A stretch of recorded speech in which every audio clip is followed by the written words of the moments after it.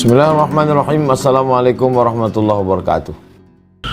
Qala al-Imam Muhyiddin Abu Zakaria bin Yahya bin Sharaf An-Nawawi bisanadihi. Imam Nawawi berkata dengan sanadnya, wa anhu 256. Wa anhu maksudnya dari Abu Hurairah radhiyallahu anhu, annamra'atan, ada seorang perempuan sauda, hitam, maksudnya dia budak hamba sahaya. Kanat taqummu, perempuan ini kerjanya menyapu, membersihkan masjid, al-masjidah, au syabban, atau seorang anak muda yang membersihkan masjid ini. Perempuan kulit hitam, budak, miskin, susah, atau seorang pemuda. Yang kuat perempuan, pendapat yang kuat perempuan, riwayat yang kuat perempuan. Fafaqadaha, Nabi kehilangan perempuan itu, hilang perempuan itu, tak ada, tiba-tiba tak ada dia. Rasulullah sallallahu alaihi wasallam fasa'ala anha, Nabi bertanya.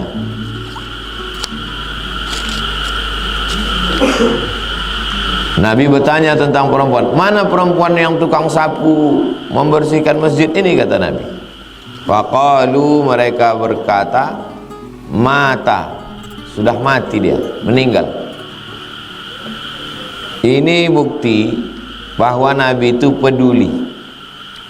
Jadi kita peduli dari atas sampai bawah. Jangan hanya peduli sama orang-orang kaya, pejabat-pejabat, tukang sapu, tak peduli. Saya kalau ada acara, sesudah berfoto panitia-panitia itu, saya tanya, tukang masak sama tukang cuci piring mana? Karena mereka juga manusia. Faqalu, mereka menjawab, mata, sudah mati dia. Qala, kata Nabi SAW, afala kuntum adantumuni, kenapa kalian tidak ngasih tahu saya? Kenapa tidak kalian kasih tahu ke saya dia sudah meninggal? Faka'annahum sagharu, seakan-akan mereka sagharu, mengkerdilkan, mengecilkan. Amraha, perempuan tukang sapu itu, ini bukan siapa-siapa nih, remeh-temeh, tak perlulah kasih tahu ke Nabi. Sagharu amraha au amrahu. Faqala, apa kata Nabi? Dulluni, tunjukkan kepadaku, an ala qabrihi, mana kuburnya. Tunjukkan padaku mana kubur perempuan tukang sapu. Fadalluhu, mereka pun menunjukkan kuburnya. Fasalla alaiha, Nabi pun menyolatkan di atas kuburnya. Inilah dalil solat di atas kubur. Allahu Akbar. Al-Fatihah, Allahu Akbar. Salawat, Allahu Akbar. Allahumma ighfir lahu, Allahumma ighfir laha. Kalau dihabiskan doanya di takbir ketiga, takbir keempat kosong. Kalau doanya tak habis di takbir ketiga, takbir keempat, Allahumma la tahrimna ajraha wa la taftinna ba'daha wa ighfir lana wa laha wa li ikhwanil ladzina sabaquna bil iman wa la taj'al fi qulubina ghillal ladzina amanu rabbana innaka ra'ufur rahim. Seandainya tak boleh membaca Quran di atas kubur, padahal dalam solat ini ada Quran. Seandainya tak boleh mendoa di atas kubur, padahal di dalam solat ini ada doa. Sampai kita ke kampung, terlambat delay pesawat, orang itu sudah dikubur, maka kita solat di atas kuburnya itu. Meninggal kawan saya di Indragiri Hulu, Berangkat kami dari sini jam 8 malam sampai di Sungai Lala jam 12 malam. Jenazah sudah dikuburkan. Sholat saya di atas kubur. Nah, ini berapa hari jaraknya berhenti sholat? Pendapat yang pertama mengatakan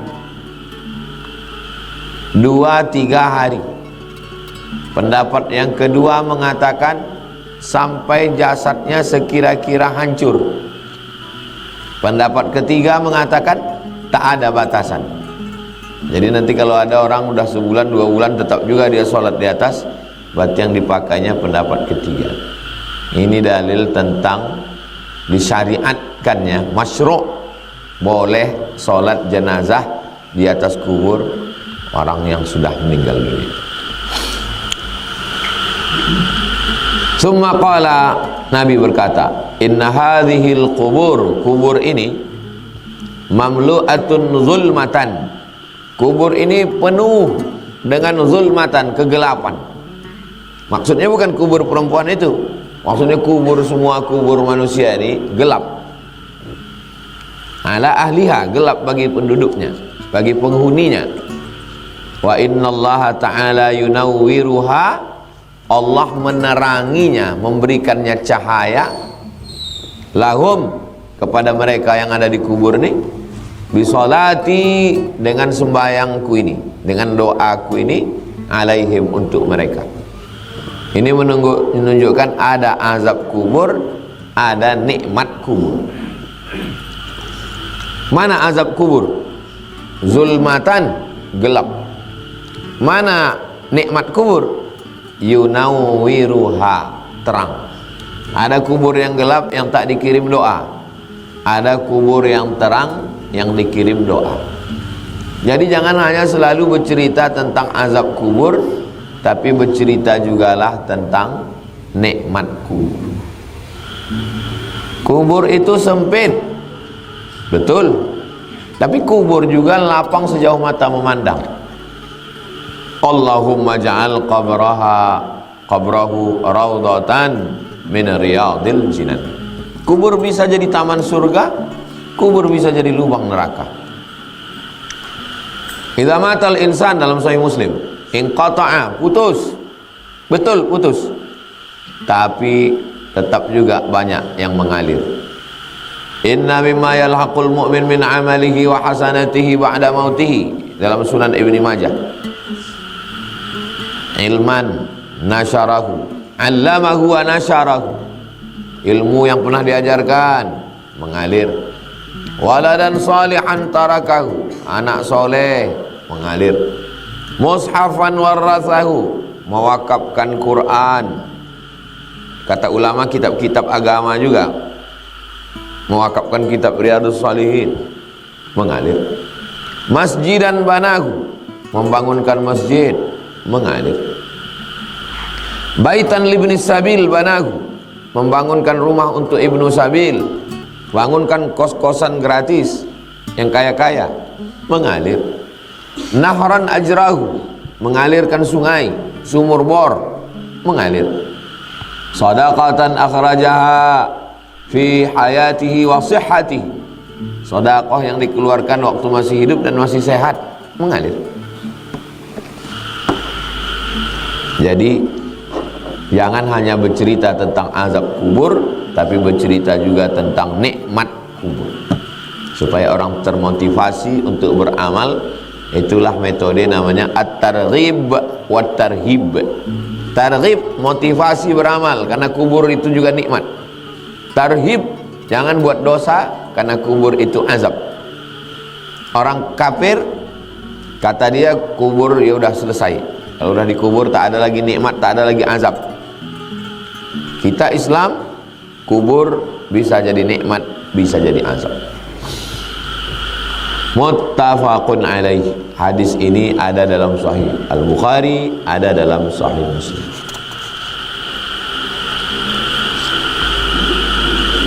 Qauluhu, setelah dibacakannya hadis, kata-kata yang susah dipahami, Qauluhu taqummu bi fathit ta. Tanya baris atas. Taqummu wa dhammil qaf. Qafnya dhammah. Qu taqummu. Arti taqummu taknusu. Taknusu menyapu.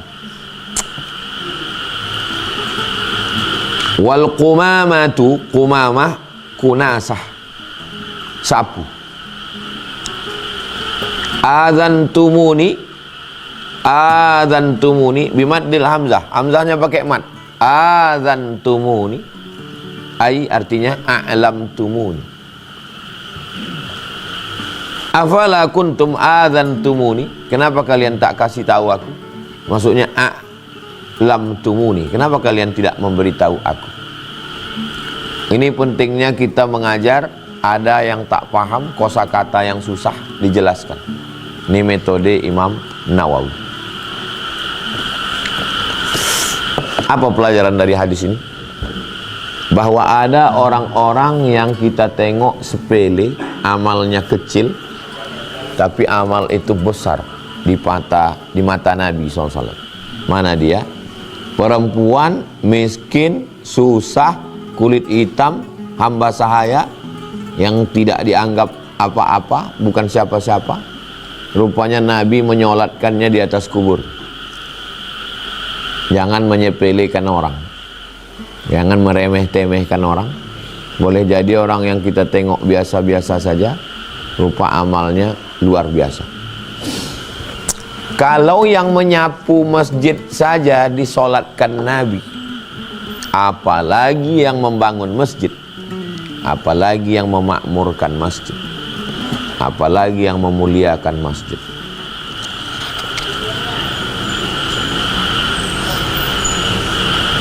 Hadis ini ada mengandung akhlak, ada juga mengandung fikih, bahwa orang yang sudah mati meninggal dunia bisa kita solatkan di atas kuburnya.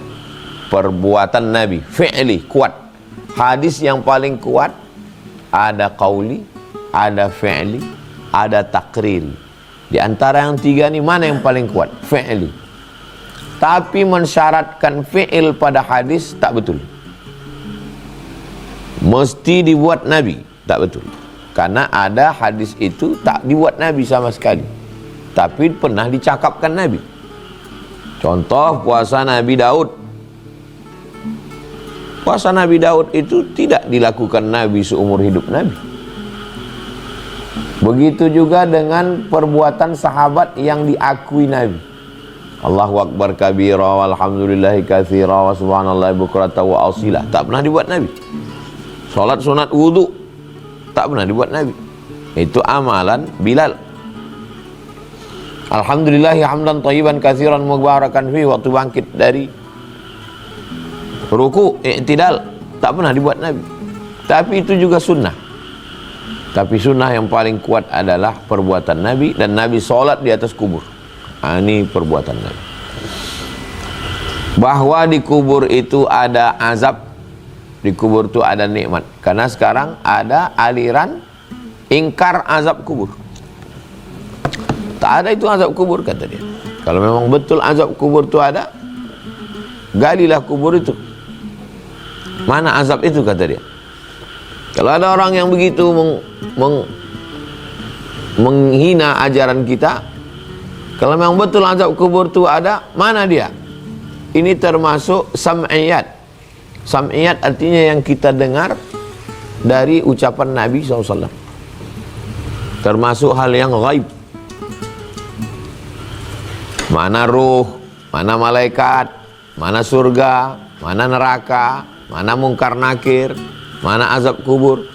Tapi beberapa dalil ditunjukkan Allah tentang orang yang meninggal, kemudian rupanya polisi mau mengotopsi, setelah sejam dibuka, jenazah itu lebam-lebam, patah-patah, hancur-hancur. Ada kejadian. Allah mau menunjukkan bahwa azab kubur itu terjadi. Disebut dia dengan alam kubur karena tempatnya dikubur. Bagaimana orang yang tidak yang tidak masuk kubur. Mati dimakan buaya, mati dimakan ikan piranha, mati diterkam harimau, habis semuanya ditelan ular sawah. Mati di tengah laut, maka dia disebut dengan alam barzakh. Dia tidak disebut akhirat karena dunia belum kiamat. Dia tidak disebut sebagai dunia karena dia sudah mati. Maka pemisah antara dunia dengan akhirat ini disebut dengan barzakh. Maka dia disebut dengan alam barzakh. Ini air laut, ini air asin. Ini air laut, ini air sungai, tawar. Antara air laut dengan air tawar ini ada pemisah. Bainahuma barzakh. Bainahuma barzakhul la yabghiyan. Antara dua air ini ada barzakh. Itulah asal kata barzakh. Alam ruh, alam rahim, alam dunia, alam barzakh, alam akhirat. Habis 5 alam. 2 alam sudah lewat, alam ruh sama alam rahim. 2 alam belum, alam barzakh dengan alam akhirat. Sekarang kita sedang berada di tengah alam dunia. Imam Syafi'i lahir 150, meninggal 204. Lahir 150, meninggal 204. Hanya 54 tahun. Di dunia ini cuma 54 tahun. 204 sekarang sudah 1445. Berarti sudah 1200 tahun. Di atas tanah 54 tahun, di dalam tanah 1200 tahun. Imam Nawawi tak sampai 50, 40 sekian. Meninggal 676. Sekarang udah 1445. 1446. Berarti sudah 800 tahun. Imam Al-Ghazali 505. Sekarang sudah 1446. Berarti 900 tahun. Imam Suyuti 911. Berarti sudah 500 tahun. Kita di atas dunia ini paling 60, paling tinggi 70. Nanti di dalam lebih lama lagi. Apa yang kita siapkan? Imam Nawawi, kitab yang paling banyak dibaca orang setelah Al-Quran, Riyadhus Shalihin. Setiap berdetak-detik jam itu ada orang baca Riyadhus Shalihin. Imam Nawawi, Imam Nawawi, Imam Nawawi, Imam Nawawi. Maka berpikirlah kita tentang alam barzakh. Kira-kira kalau kita mati, apa yang mengalir untuk alam barzakh? 257. Wa anhu, dari Abu Hurairah. Qala, dia berkata, qala Rasulullah SAW, Nabi SAW bersabda, rubba, berapa banyak? Rubba, berapa banyak? Ash'as, orang yang rambutnya kusut. Kusut rambut itu karena tak disisir. Aghbar, berdebu. Sudahlah rambutnya kusut, berdebu pula. Madfu, ditolak orang. Rambut kusut, berdebu, ditolak orang. Bil abwab, di pintu. Kalau lalu dia di pintu, ngetuk pintu orang, tolak orang. Apa maksudnya ini? Rambut kusut, berdebu, ditolak orang. Maksudnya orang lemah, hina, tak ada apa-apa, rakyat jelata, level paling bawah. Tapi orang macam ini, lau aqsama, kalau dia bersumpah, ala Allah, wallahi, tallahi, billahi, la abarrahu, langsung terwujud, makbul, mustajab doanya. Jadi ada manusia-manusia yang model begini, rambutnya pun kusut masai, berdebu, tak dipedulikan orang, tak dipandang orang, disepelekan orang, remeh temeh. Tapi kalau dia bersumpah, kalau dia berdoa, kalau dia menyebut nama Allah, maka terkabul, mustajab. Maka tak boleh kita meremehkan orang dari penampilannya, dari bentuknya. Banyak orang yang tak terlalu mempedulikan penampilan. Saya datang ke rumah Syekh Sa'ad Jawis. Syekh Sa'ad Jawis ini doktor hadis Al-Azhar. Diminta pemerintah Saudi Arabia untuk mengajar di Makkah. Jadi dosen-dosen di Makkah Madinah itu dari Mesir. Universitas Madinah pertama kali buka, ketua jurusan tafsir hadisnya namanya Syekh Muhammad Said Tontowi dari Mesir. Waktu pertama kali buka universitas di Makkah, dosennya namanya Syekh Muhammad Mutawalli Asy-Sya'rawi. Makanya kalau ada orang bilang belajar ya ke Madinah, ke Makkah lah, masa ke Mesir? Ini orang bongak, jahil murakkab. Tak tahu orang Makkah Madinah itu buka universitas kalau tidak ada Mesir, kalau tidak ada Al-Azhar. Sebutlah ulama-ulama besar di Suriah. Syekh Muhammad Said Ramadan Al-Buti, tamat Al-Azhar. Yang menulis kitab Al-Fiqhul Islami wa Adillatuh, Syekh Wahbah Zuhaili, tamat Al-Azhar.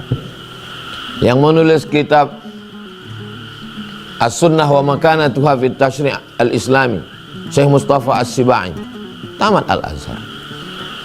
Ini ulama-ulama besar itu tamat Al-Azhar. Al-Ahqaf Yaman, universitas baru belakangan. Siapa yang mengajar ke sana? Syekh Toha Rayyan. Dari mana? Dari Al-Azhar.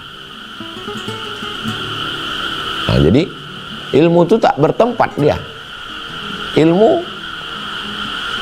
di Maroko, siapa yang diminta mengajar ke sana? Ulama-ulama dari Al-Azhar. Nah, jadi ketika para ulama ini datang mengajar, jadi Syekh Sa'ad Jawis ini termasuk ulama dari Al-Azhar yang diminta mengajar di Makkah. Sampai di Makkah, orang Makkah itu bertanya ke dia, Syekh Sa'ad Jawis sudah mengambil sanad. Sanad itu silsilah keilmuan, mengambil dari guru, dari guru, dari guru. Yang paling hebat sanadnya di dunia ini, sampai disebut dengan musnidud dunia, ahli sanad dunia, namanya Syekh Muhammad Yasin bin Isa Al-Fadani. Fadani di ujung namanya itu nenek moyangnya keturunan dari Padang, tapi dia lahir dan besar di Makkah. Syekh Muhammad Yasin bin Isa Al-Fadani. Oh, saya belum mengambil sanad, kata Syekh Sa'ad Jawis. Kalau gitu biar kami bawakan ke rumah Syekh Yasin. Dibawakan orang inilah Syekh Sa'ad Jawis, ulama besar Al-Azhar nih, ke rumah Syekh Yasin. Sampai ke rumah Syekh Muhammad Yasin, Syekh Sa'ad Jawis tengok, oh kalau ini selalu jumpa aku di masjid, kata.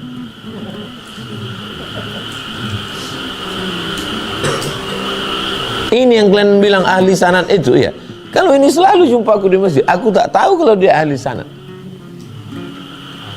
Nah, jadi Syekh Muhammad Yasin bin Isa Al-Fadani itu termasuk yang tidak terlalu memperdulikan penampilan. Kalau dia duduk di rumah, kata murid-muridnya, saya tak jumpa karena meninggal 1990. Kata murid-muridnya, dia pakai topi putih, dia pakai baju kaos. Kalau datang orang bertamu yang tak kenal, ada Syekh Muhammad Yasin, ada, tunggu sebentar. Kalau dia masuk, dia pakai jubah, baru dia keluar untuk menyambut tamu. Jadi ada memang orang model yang tak terlalu memperdulikan penampilan. Mempedulikan penampilan tidak salah, bukan salah. Ada ulama besar Iskandariah, Syekh Muhammad Ibrahim Abdul Ba'is. Jadi waktu saya datang ke masjid tempat dia mengajar, pakai sorban yang mewah, pakai jubah, sudah ada jubah di dalam, jubah lagi di luar, duduk. Nah itu lain. Dia memang penampilannya. Tapi setelah turun mengajar, ada anak Indonesia yang selalu datang ke rumahnya membantu istrinya. Kata anak Indonesia ini, saya waktu mencuci pakaian Syekh itu, banyak pakaiannya itu yang koyak dijahit tangan. Bertolak belakang dengan tampilannya waktu mengajar. Waktu mengajar sorbannya megah, pakaiannya mewah, tapi pakaiannya sehari. Kenapa?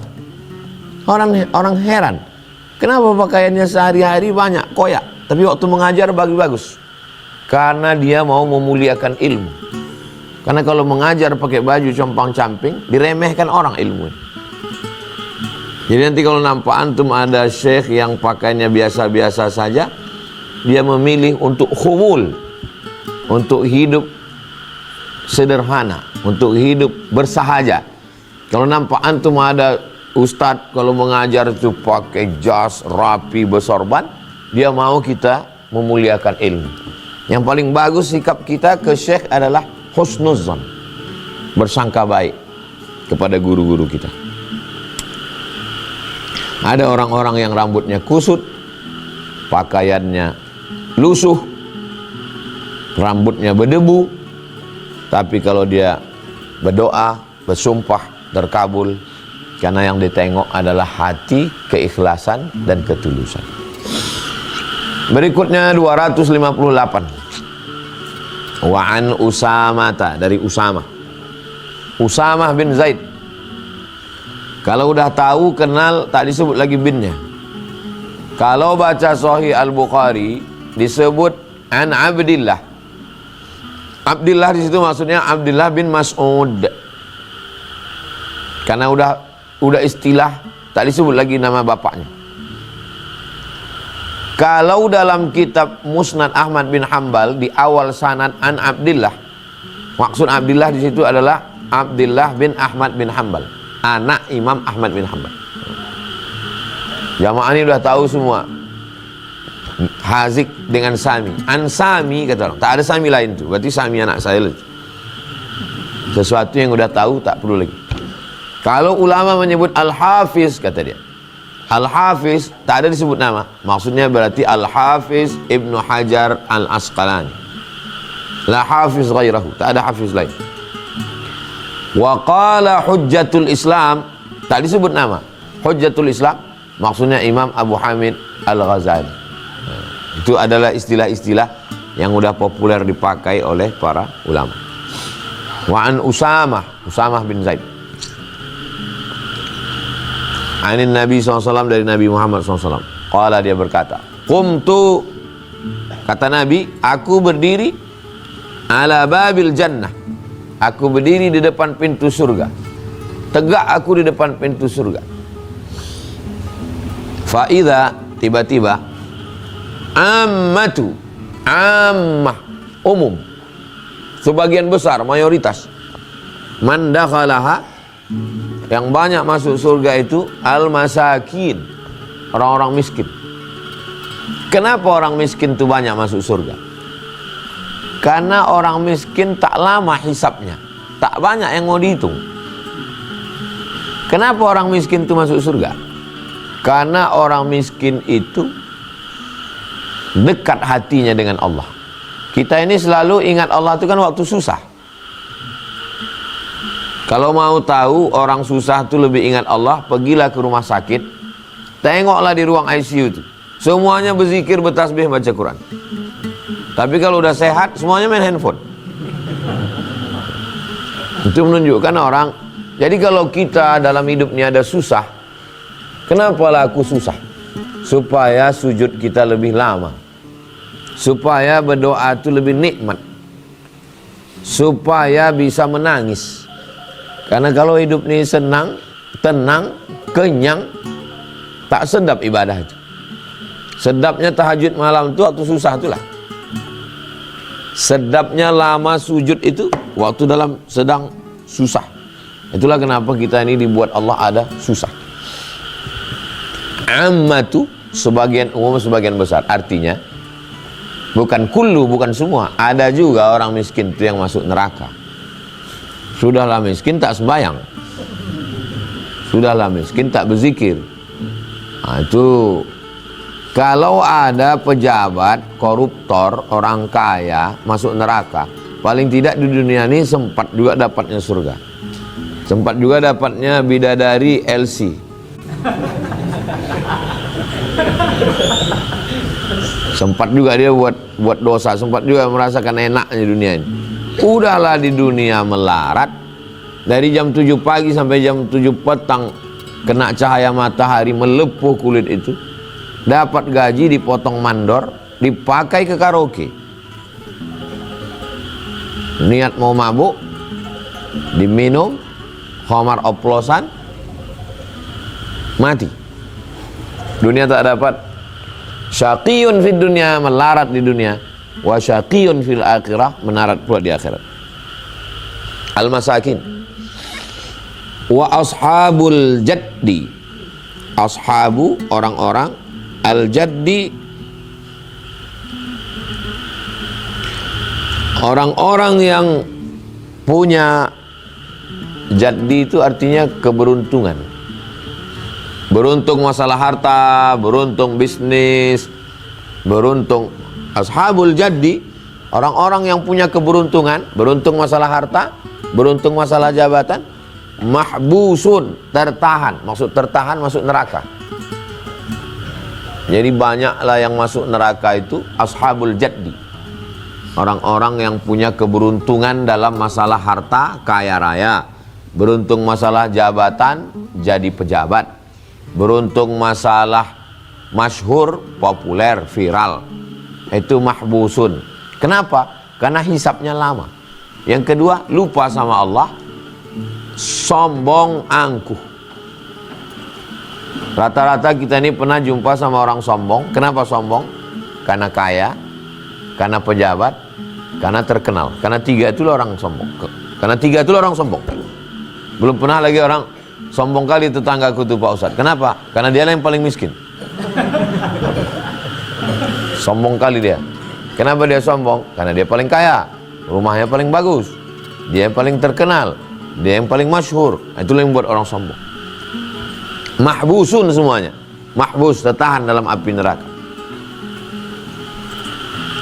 Ghairah, hanya saja anna ashaban nar, penghuni-penghuni neraka, qad umira bihim ilan nar, mereka diperintahkan masuk kalian semuanya ke dalam neraka. Wasiqal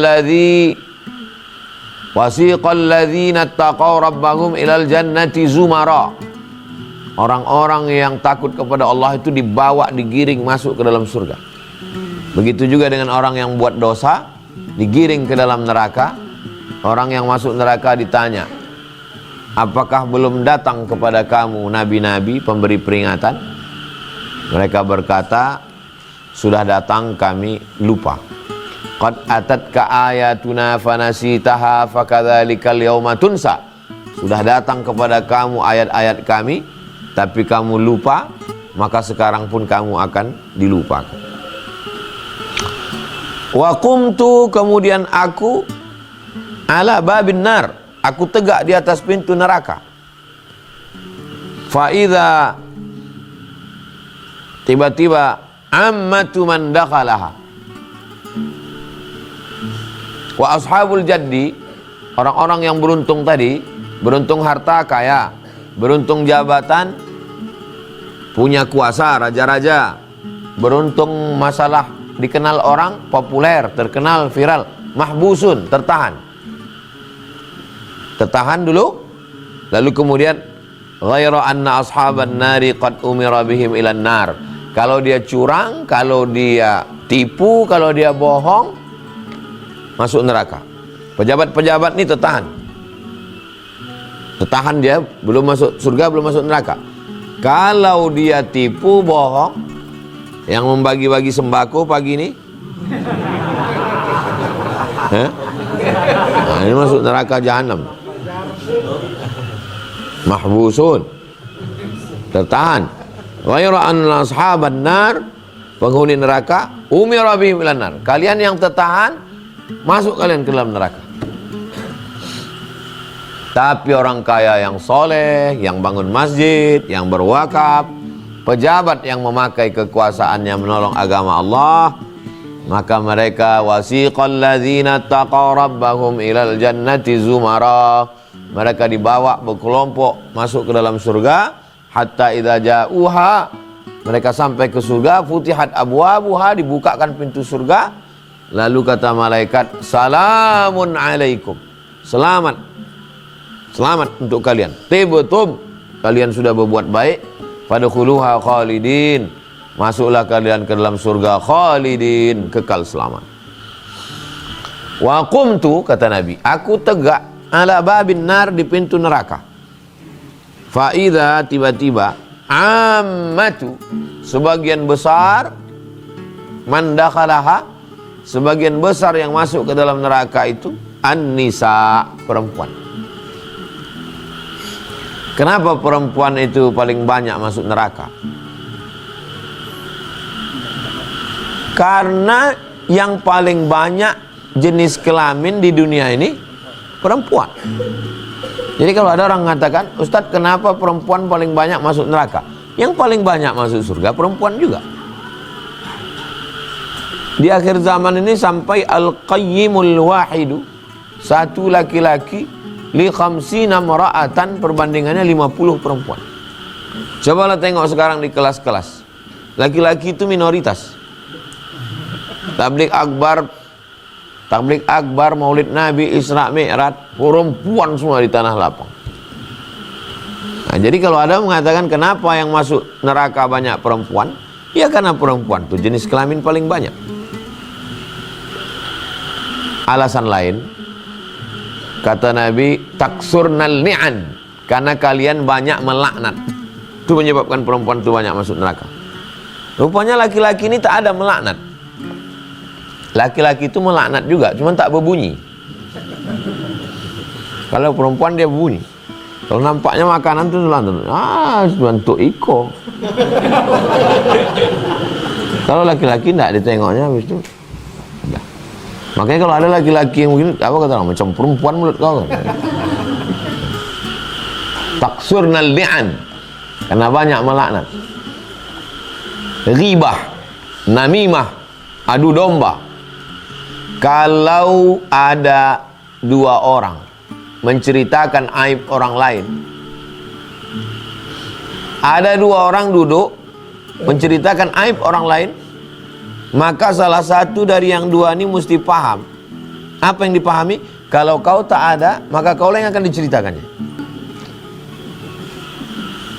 Jadi itu, baik laki-laki maupun perempuan. Menyampaikan hadis tentang perempuan banyak di neraka, mesti sampaikan juga tentang hadis kelebihan perempuan. Waktu Nabi masuk ke dalam surga, Nabi menoleh ke belakang, yang ditengoknya perempuan. Siapa kamu? Perempuan yang menjaga anak yatim, mati lakinya sampai meninggal dia tak menikah lagi, menjaga anak yatim. Nah itu lebih dulu masuk surga. Surga di bawah tapak kaki perempuan. Ilzam rijlaiha fathammal jannah. Kau urus tapak kakinya, maka kau dapat surga di sana. 3 anak perempuan menjadi kunci pintu surga. Man ala thalatha banatin, siapa yang merawat membesarkan 3 anak perempuan, fa'addabahunna, dididiknya dengan baik, wa zawwajahunna, dinikahkannya dengan orang baik-baik, wa ahsana ilaihinna, dia buat baik sampai mati, falahul jannah, maka surga baginya. Jangan menyampaikan satu hadis tanpa ada hadis penyeimbang. Nanti orang akan menyalahkan hadis, padahal yang salah yang menyampaikan hadis itu. Kalau menyampaikan hadis tentang mengasih minum anjing masuk surga, sampaikan juga hadis tentang tak mengasih makan kucing masuk neraka. Itu namanya at-targhib wa tarhib. Perempuan tunasusila, kehausan, minum, nampaknya anjing menjulurkan lidah, dimasukkannya sepatu botnya, dikasihkannya ke anjing. Masuk surga dia gara-gara itu. Sampaikan juga hadis tentang perempuan ahli ibadah masuk neraka gara-gara tak mengasih makan kucing. Apa maknanya? Seimbang, tawazun, balancing. Karena kalau tidak nanti orang menyalahkan apa nih Islam diskriminatif terhadap perempuan. Padahal Islam mengangkat harkat derajat perempuan. Tapi memang perempuan secara umum ada beberapa sifat karakter yang perlu diperbaiki. Salah satunya adalah tuksirnal li'an, karena banyak melaknat, mencaci maki, sumpah serapah, hamun, merepet, tak berhenti-berhenti. Tapi perempuan yang banyak cakap itu juga baik. Kau pergi jam berapa, pulang jam berapa, kenapa tak sembahyang, mana kunci motor, mana duit. Maka untuk pendidikan anak bagus dikasih ke perempuan. Karena laki-laki sudah sekali ditanyanya cepat dia muak, cepat bosan. Kalau perempuan bisa dia bercakap, diulang-ulangnya lagi, tak bosan dia, menikmati. Nah, maka cakap. Makanya yang bagus mendidik itu perempuan. Maka cakap itu bisa diarahkan. Kalau banyak cakap, mulut tak mau berhenti, diarahkan pada yang negatif, mencaci maki, menghamun, sumpah serapah, jadi neraka. Tapi kalau banyak cakap itu diarahkan pada mendidik, maka perempuan tengok dia dari kecil dan nampak. Kalau nampak dia suka bercakap, masukkan dia ke fakultas tarbiyah supaya dia jadi guru. Tapi kalau dia diam aja, ada kue habis. Itu bagus dia sebagai supervisor, pengawas, tajam mata dia. Jadi orang-orang barat itu mengarahkan sekolah anak itu dari sifat. Jadi orang barat tuh hebatnya bisa ditengoknya karakter dari tanda tangan, dari bentuk tulisan, dari kecil udah tahu dia, oh ini cocoknya di sini, ini cocoknya di sini. Kita ini banyak orang salah sekolah. Orang tua ingin anak jadi dokter, dimasukkan anak ke fakultas kedokteran. Rupanya anak itu tak berbakat ke situ, tak ada minat dia. Akhirnya setelah dia tamat, dia mencaleg, tak buka praktek, karena tak ada minat dia ke situ. Mestinya anak ini dulu dimasukkan ke Visipol, Fakultas Ilmu Sosial dan Ilmu Politik. Banyak orang kita ini salah sekolah, tak tertarik sebetulnya di situ. Orang tua terpukau menengok ustadz-ustadz ceramah, akhirnya dikirim anak ke Mesir. Padahal anak itu tak tertarik. Sampai di Mesir anak itu buka warnet karena dia suka. Mestinya anak ini dimasukkan ke Fakultas Sains Teknologi. Saya tak akan maksa anak saya macam saya. Hazik, Sami, Habibi, Niziana Bella Nazira, Khairun Nisa, tak akan saya paksa ikut aku. Terserah kau mau jadi apa, sesuai dengan ketertarikan dia. Mau dia di Visipol, mau dia di Sains Teknologi, mau dia Pertapet, pakailah keahliannya itu untuk menolong agama Allah. Kau sekolah di mana? Pertapet, Fakultas Pertanian dan Peternakan. Paling-paling ternak ayam. Ternak ayam pun kalau ekspor ke Jepang 1 kontainer sehari, kaya raya dia, duit banyak, pakai untuk menolong agama Allah. Kau kuliah di mana? Visipol. Untuk apa itu? Politik jahat. Loh, kalau dia jadi penasehat politik atau dia politik praktis, dia jadi gubernur, jadi kepala daerah, ditolongnya agama Allah. Jadi menolong agama Allah ini tidak hanya dengan pendidikan agama, umum-umum itu pun bisa. Maka tengok anak kita, tengok kemana bakatnya, sesuai bakatnya masukkan dia ke situ. Baik anak laki-laki maupun anak perempuan. Ibu, bapak, balik dari sini tengok, banyak anak perempuan itu yang bercakap tak berhenti-berhenti, masukkan dia ke fakultas FKIP, Keguruan dan Ilmu Pengetahuan. Bagus dia jadi dosen, bagus dia bercakap. Karena sekarang banyak orang tak bercakap, tak peduli lagi.